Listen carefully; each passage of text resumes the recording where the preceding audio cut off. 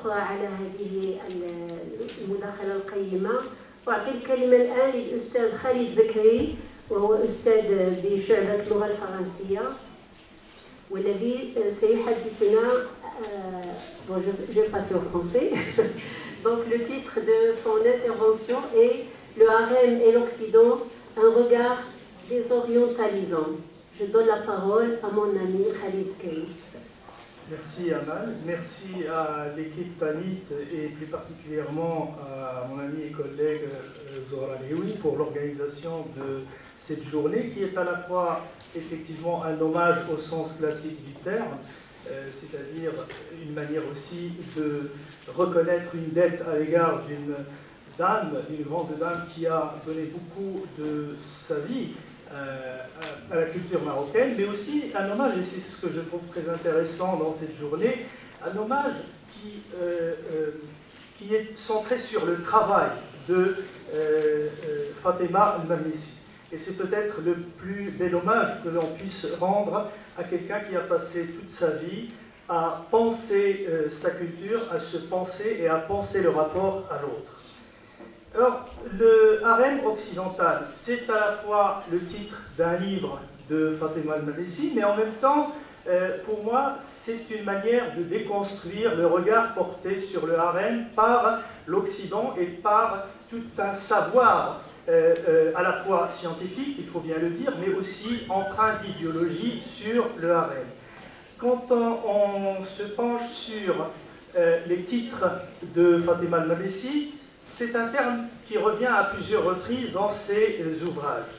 Le harem, le monde n'est pas un harem. Le harem politique sur le prophète et les femmes, rêve de femmes, sous-titré Une enfance au harem. Êtes-vous vacciné contre le harem, avec un sous-titre assez ironique et en même temps pinçant, test pour les messieurs qui adorent les dames. Le harem et l'Occident sur lequel va s'articuler ma communication. Les occurrences du harem, Wafa Rouzgri a fini sa communication en parlant de la notion de hudud en lien avec le harem. J'ai aussi lu un texte fort intéressant sur cette question de mon ami et collègue Fouad Mehdi sur la question des hudud dans Rêve de femme plus précisément. Et c'est un terme qui revient assez souvent dans le travail de Fatima al-Mernissi. Qu'est-ce qu'elle entend par le harem et l'Occident? D'abord, Fatima al-Mernissi est connue comme sociologue, donc comme femme de science, entre guillemets, au sens de travail méthodologique. Mais on oublie souvent qu'il y a un aspect littéraire chez elle, par la fiction, mais aussi par le style, essentiellement un style à cheval, dans certains livres, à cheval entre la réflexion, la pensée et la fiction. Il y a un mode essayistique chez elle, mais aussi un mode fictionnel. Et le motif d'embrayage, de démarrage de son récit, Le harem et l'Occident, est une tournée promotionnelle que la narratrice, en l'occurrence Fatima al-Mernissi, puisqu'elle indique, elle s'auto-indique dans son récit, que Fatima al-Mernissi a eu à l'occasion de la traduction française de son récit Rêve de femme, de son récit autobiographique Rêve de femme. Elle raconte comment l'idée de l'existence éventuelle d'un harem occidental lui est venue. C'est la question que lui posaient constamment les journalistes européens, et c'est cette question qui a déclenché le récit. D'ailleurs, elle le dit explicitement à la page 18 de son livre. Le journaliste lui pose la question « Vous êtes vraiment né dans un harem ?» Cette question obsessionnelle devient agaçante et par là même déclenche tout un récit chez elle. Ce qui est intéressant dans ce livre, c'est que Fatima al-Mernissi, avec finesse, a su échapper à ce qu'on appelle l'occidentalisme, qui est en fait une riposte à l'orientalisme. Et il n'est pas tombé dans le piège de certains occidentalistes, comme l'éminent Hassan Hanafi, qui a fait des travaux très intéressants sur Ilm al-Istighraq, l'occidentalisme, mais en même temps, il est tombé dans le travers de la riposte et donc de la dichotomie, l'un et l'autre, soi-même et l'autre. Or, cette dichotomie soi-même et l'autre n'est pas opérationnelle dans un dialogue interculturel. C'est plutôt ce qu'on peut dégager du conflit entre deux cultures et qui nous permet de faire émerger, et cela est une utopie, mais l'histoire se fait aussi partiellement par l'utopie, et qui fait donc dégager un tiers espace, une culture interstitielle issue de cette rencontre qui est parfois, je dirais même souvent, conflictuelle. Et c'est ça qui intéresse Fatima el-Marisi, et non pas pointer l'autre et l'indexer comme étant toujours le coupable face à une victime. Et donc, le récit se construit à partir de la... par contre, son récit, il se construit finement à partir d'une opposition ironique entre mon harem, leur harem, ma réalité, leur fantasme, vrai harem, faux harem. Et il crée ces dichotomies, non pas pour les corroborer, pour les appuyer, mais pour les déconstruire. D'où les incessantes comparaisons qui traversent le discours de la narratrice, comme celle qu'elle établit entre les baigneuses d'Inde. D'ailleurs, sur la couverture du livre, vous avez un tableau d'Inde, les baigneuses d'Inde. Voilà la reprographie de ce tableau de Jean-Auguste Dominique Ingres, la grande odalisque, et l'attitude des Marocaines dans un hammam. Elle essaye de comparer l'attitude de ce personnage peint par Ingres et l'attitude des femmes dans un hammam marocain. Et voilà ce qu'elle nous dit.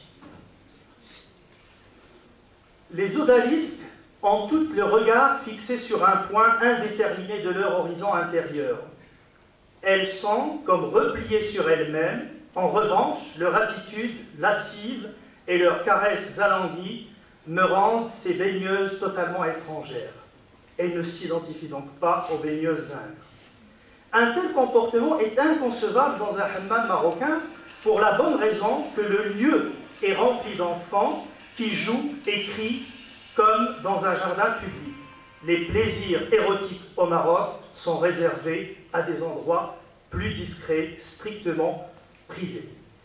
Ça veut dire que Fatima el-Marisi à la fois reconnaît le regard que l'autre porte sur le harem, mais elle ne s'identifie pas à ce regard. C'est le regard d'Ingres. D'ailleurs, un peu plus loin, elle va parler aussi de la question de la jalousie dans le rapport d'Ingres à sa compagne par rapport justement à ce phénomène-là dans une culture marocaine, et elle se prend comme sujet analysé et analysant en même temps. Même si le texte s'inscrit dans un type d'écriture argumentative, puisqu'elle présente un peu son regard sur les tableaux d'Ingres, son regard sur la pensée occidentale telle qu'elle conçoit le harem dans le monde arabe, son regard aussi sur le public qui vient au Louvre pour voir les tableaux d'Ingres.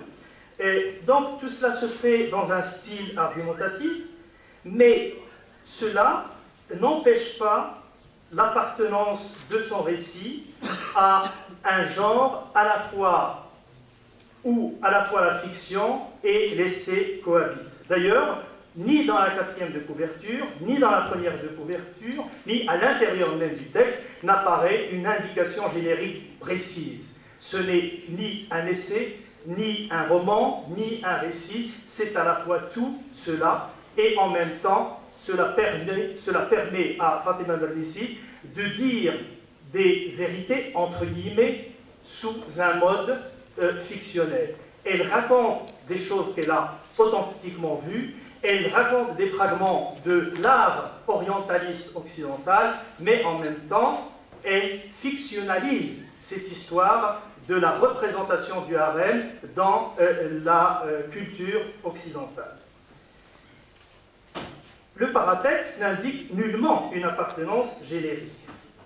En revanche, le système énonciatif du texte joue sur le déplacement des frontières entre essai, comme je l'ai dit, marqué par l'argumentation, et fiction, marquée par l'imagination. La narratrice transgresse la loi de la démonstration, dans la mesure où son discours de vérité analytique est travesti par un discours fictionnel. L'un des chapitres, intitulé le harem de Jacques, qui est un ami, dévoilé et muet, est à titre d'exemple révélateur à cet égard, comme en témoigne cette séquence qui se déroule au musée du Louvre. Je cite, « Là, une foule d'odalisques nus étalaient leur charme nonchalant au bord d'un bassin clos de murs sans fenêtre. Elles se baignent ainsi en plein Paris depuis 1862. » C'est un texte, c'est une séquence qui, en principe, n'est pas empreinte d'une rigueur argumentative, d'une rigueur démonstrative, mais qui ouvre la perspective à la fiction, à l'imagination de s'introduire. Donc, les tableaux d'Ingres deviennent presque des êtres vivants. Les personnages, les odalisques qui sont dans ces tableaux, deviennent des êtres vivants qui se baignent depuis Paris avec cette figure hyperbolique en plein Paris depuis 1862. Évidemment, cette figure hyperbolique enlève une partie de la dimension démonstrative du texte et surdétermine le texte sur un plan fictionnel. Dans d'autres passages du récit, la narratrice fait tomber le lecteur dans ce que Kerprat Oricchioni appelle le trope fictionnel. En effet, la confrontation des informations données à propos du peintre Ingres avec les faits que nous livre l'histoire, les faits avérés que nous livre l'histoire de l'art occidental, montre que les interprétations de la narratrice sont surdéterminées par sa subjectivité. Voilà ce qu'elle nous dit. En passant des mois à peindre cette femme sublime, Ingres ne faisait-il pas comprendre, jour après jour, à sa compagne légitime, qu'elle n'était pas assez belle pour lui? Du moins, était-ce l'interprétation que j'en aurais faite? Je serais devenue folle de jalousie et j'aurais essayé de détruire le tableau ou du moins de le faire disparaître. Médicis revendique ici sa subjectivité en disséminant des indices de fictionnalité dans son texte. Elle semble suggérer au lecteur qu'elle n'énonce pas des vérités irréfutables sur les odalisques d'Ingres, métaphore du harem occidental, malgré la posture argumentative de son énonciation. En s'imaginant provisoirement à la place de Madeleine, la compagne d'Ingres, eh bien, elle bloque la lecture littérale du texte et ouvre la voie au polysémantisme qui constitue l'essence même du domaine littéraire. Donc, ce qui me semble intéressant dans ce travail de Fatima Mernissi, plus spécialement dans ce livre, Le Harem et l'Occident, c'est cette capacité de déconstruction de l'imaginaire occidental et de la dimension sémantique autour de laquelle se construit la notion de harem dans l'imaginaire occidental, non pas avec un discours exclusivement argumentatif et démonstratif, mais par le biais de la fiction. Et là, je pose des questions auxquelles probablement les sociologues peuvent répondre mieux que quiconque. Est-ce que Fatima Mernissi n'a pas pris conscience ou n'a pas eu cette forte intuition que dans le monde arabe, le discours fictionnel peut parfois répondre à des problématiques et diagnostiquer des problématiques sociétales beaucoup plus que le discours sociologique, beaucoup plus que la pensée sociologique, je parle du monde arabe, puisque dans un espace où les outils, où la mise en place des outils de la sociologie sont parfois difficiles à concrétiser, est-ce que la fiction ne peut pas justement jouer ce rôle de diagnostic des réalités sociales? Est-ce que le discours sociologique est-ce que le discours sociologique ne trouve pas des limites dans l'espace social arabe où il n'est pas toujours facile de faire des enquêtes de terrain, il n'est pas toujours facile de pousser très loin, y compris chez le sujet qui analyse, de pousser très loin certaines problématiques. Et est-ce que la fiction ne peut pas jouer partiellement, ne serait-ce que partiellement, un rôle positif dans le décryptage des sociétés arabes en mutation? Je vous remercie.